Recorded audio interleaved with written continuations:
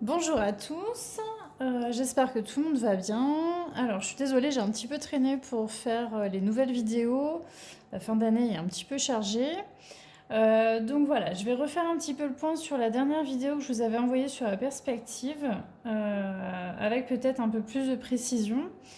Ce qu'on va faire, c'est que je vous ai fait en fait, on va faire deux perspectives, c'est-à-dire une à un point de fuite et l'autre à deux points de fuite. Donc la petite maison que je vous avais donnée en exercice a été de deux points de fuite. Voilà, donc vous allez voir un peu la différence. Ça change tout simplement le point de vue. Donc dans tous les cas, on a des lignes d'horizon. Donc ça, c'est la ligne du regard, ça ne change pas. Elle sera toujours là de toute façon, quoi qu'il arrive. C'est elle qui va définir un petit peu votre regard, si vous regardez en haut, en bas, sur le côté. Pour la perspective à un point de fuite, donc je vais aller assez vite. Si vous avez d'autres questions, n'hésitez pas à me les envoyer. Donc pour la perspective à un point de fuite, en fait, tout simplement, vous avez un point de fuite. Donc là, on va tracer deux lignes en diagonale qui partent, voilà, un peu où vous voulez. C'est histoire vraiment de comprendre le principe. On va dessiner donc notre perpendiculaire à la ligne d'horizon.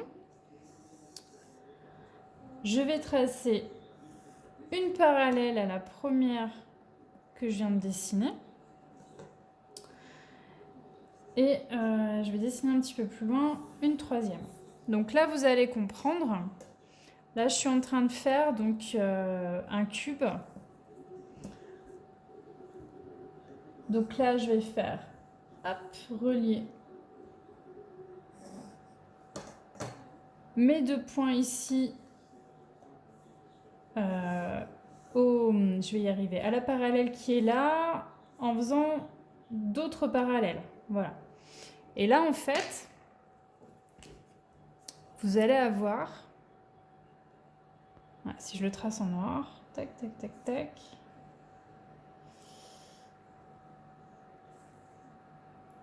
Votre, alors c'est pas un cube, pardon, c'est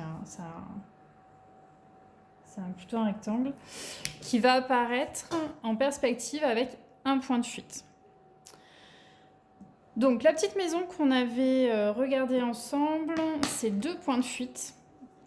Donc c'est exactement le même principe, sauf que là on a bien évidemment deux points. Donc on va tracer aussi deux diagonales. On a toujours notre trait perpendiculaire à la ligne d'horizon, qui est notre ligne du regard. Ensuite, on va tracer un deuxième trait parallèle. Donc là, vous avez en fait le début de votre maison. Et ensuite, on va relier donc le point du haut au deuxième point de fuite.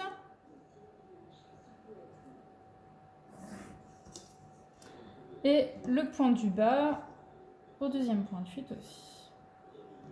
Et là, vous allez comprendre. On va finir par tracer notre troisième parallèle, un peu dans ce même principe-là. Sauf que là, vous allez voir, la perspective change. Donc je ne vais pas dessiner la maison en entier, c'est histoire vraiment de vous faire comprendre un petit peu voilà, les différents points de vue. Tac. Tac. Alors je trace vite, histoire de bien comprendre. Voilà. Et là, on a une perspective à deux points de fuite. Donc voilà, j'espère que c'est à peu près clair. Donc si vous voulez après continuer dans l'exercice de la maison, et bien ensuite donc, vous allez tracer votre parallèle aux deux autres lignes. Vous allez tracer votre toit ici. Et ensuite, en fait, il suffit, j'allais dire, de rattacher toujours votre point au point de fuite. Hop. Et là, je vais avoir mon toit.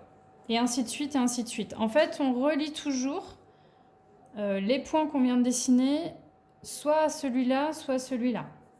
Et la perspective se dessine. Si vous dessinez une fenêtre, c'est pareil. Euh, les côtés des fenêtres vont être parallèles au trait que vous venez de faire ici. Par contre, je vais relier ce point-là à ce point-là.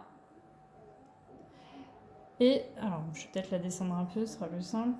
Hop, ce point-là à ce point-là.